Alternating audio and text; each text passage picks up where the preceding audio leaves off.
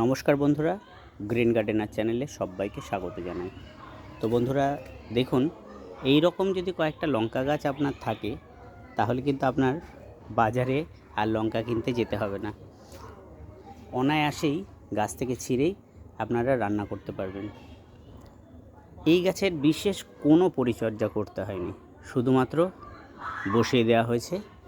আর তারপরেই দেখুন গাছে কত সুন্দর লঙ্কা হয়েছে। আমি যেটা বুঝেছি, লঙ্কা গাছ পুরো চড়া রোদে না রেখে একটু যদি শেডি এরিয়ায় রাখা যায় তাহলে কিন্তু খুব ভালো হয়। দেখুন এই যে গাছের নিচে আছে, তার জন্য কিন্তু আরও সুন্দর হয়ে উঠেছে। দেখুন এই যে এবার দেখাই যে কিভাবে, দেখুন এই একটা ক্যারেটের মধ্যে 3 থেকে 4টে লঙ্কা গাছ বসানো আছে।